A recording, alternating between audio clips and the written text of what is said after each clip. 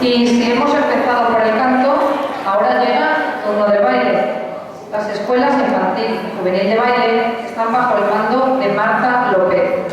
Y seguidamente todos nuestros jóvenes bailadores pisarán este escenario para transportarnos hasta Bielsa, para interpretar una danza popular de esta hermosa villa conocida como la danza del Tin-Tan.